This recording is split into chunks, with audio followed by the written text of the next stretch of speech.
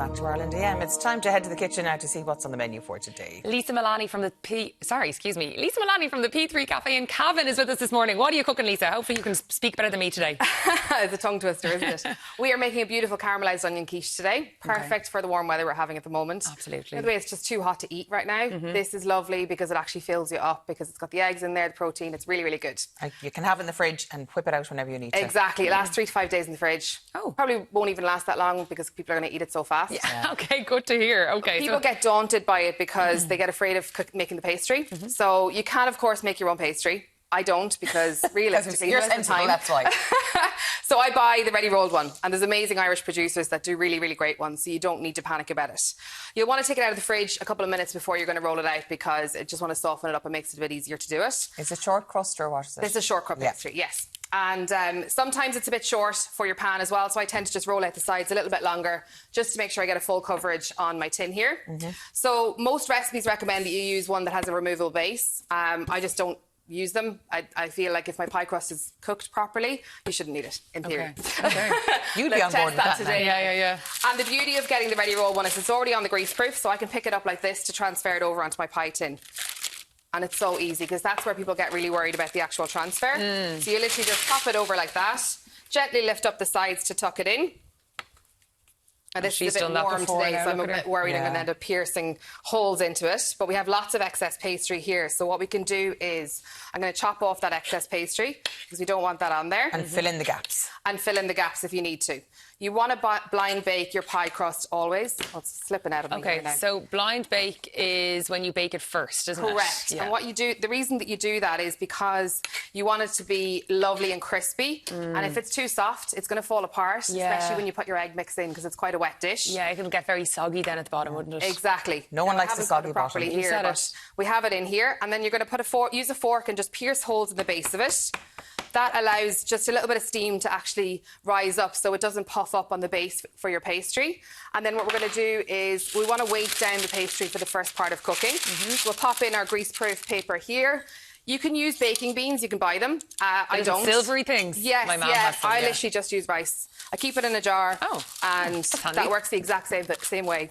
And you just literally gently put it into the sides here, and then you're going to pop that into the oven for 15 minutes at 180 degrees. And then once the 15 minutes are up, you'll lift this off and pop it back into the oven again for another 5 minutes just to make sure your pastry's really well cooked. And voila. It's magic. And here's what I've done earlier. So now we're going to work on our actual filling. So in here I have 3 eggs. I might actually add an extra egg because these eggs are my own eggs. They're a little bit smaller than the ones you can buy in the shop. I love that. So we'll add in 1 extra egg in here. The flavour is so different though, isn't it? The yolk in particular, like it's just that beautiful luminous yellow. You can't beat it. My mix is always equal parts cream and milk. People use different mixes, but I love this. I've only seen that recently that you put... I never realised you put cream in quiche. Me neither. Or is it optional or...? Everyone does it differently. Creme fraiche, cream, there's so many different ones. But it needs something more than just the milk, does it? Does it need something more than just the milk, though, to give it a bit more... I think this gives you that real custardy texture instead of it just being too light. And this just gives it a bit of substance to it. We're going to put a pinch of nutmeg in there. Ooh. Lovely little bit of salt and pepper because everybody loves a little bit of flavour.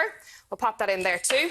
And so I've pre-caramelised my onions. You'll always want to do this a day before because they need to be at room temperature when you're putting them into your base. How because do you the do heat that? would other... How did you caramelise them? So what you'll do is you'll slice your onions. I want to show you this here. They're actually quite thick slices. If you go too thin, they're just going to fall apart when you're cooking them. So you want them nice and thick.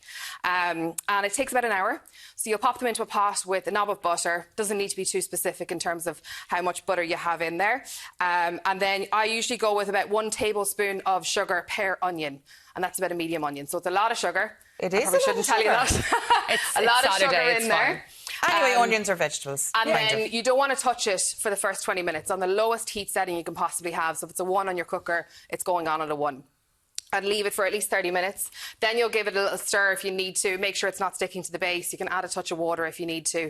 And then leave it cooking. And then every 15 minutes, check it. There should still be a bite in your onions. You really want a bite in your onions because otherwise it's just too soggy and soft. Okay, interesting. I'm adding in a Gruyere cheese here. So you can use lots of different types of cheeses in your quiche as well. Feta, Swiss, anything you like really. But I like the Gruyere in here. Can't beat a bit of French. And then we're going to pour in our mix. along the top. You want to be really careful here that you don't over pour, because it's going to end up spilling over the edge and you won't get that lovely crispy crust on it. Yeah. And so that's it. We're going to pop it onto a baking tray as well when we're putting it into the oven. And I've reduced down my oven temperature to 170 degrees, because then it just cooks a little bit slower for you and you get that real lift and light fluffy texture to it. So it's better to cook it like on a lower heat and slower. Exactly, yeah. So about 35 to 40 minutes for this size of quiche will give you a really nice golden texture, which I have here to serve to you today. Yeah. So it does. It takes a long time, probably about an hour from when you first start to when you can actually serve it. And one thing as well is you've got to be really, really careful that you don't serve your quiche immediately out of the oven, because it needs time to kind of solidify and set a little bit, so about 5 or 10 minutes for that. I'm going to plate up some quiche for you to taste today. That looks... And it's vegetarian. And it is vegetarian. This looks amazing. And a little homemade salad as well. The texture looks a little fabulous. bit of pickled beetroot Delicious. in there, just to kind of give you a bit of extra texture to it. So how many chickens have you got, Lisa? I have 5 hens and 1 rooster. Aww. Rooster's called Count Cluckula. Girls don't have names. They are all look the exact same, but they're getting a bit cheeky now, I have to say. Are they? Yeah. Because you can't have more than 1 rooster. We had 2 growing up and there was holy war. Exactly. Holy war. That's it, definitely. And you can serve this at room temperature. You can reheat it. You can also do mini ones for like a canapé party.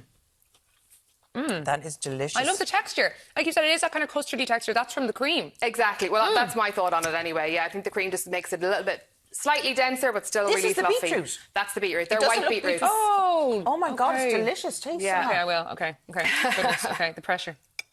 We had beetroot discussions before I came on air. Isn't that lovely? Oh my God, that's so sweet. That's so delicious. delicious. Different to normal beetroots. Lisa, Gorgeous. thank you so much. You absolutely rocked your first time in R&D, and that's absolutely delicious. Thank you so much for having me. That will be available on Virgin Media Play if you fancy cooking up a quiche yourself tonight. And my sister lives in Cavan, so I'll be visiting you when I go to that There you go. neck of the woods. Fantastic. Now, Martin, what's up next? Well, after the break, our Leaving Cert tutors are back to tackle your questions about the upcoming exams. We'll see you for that in a few minutes.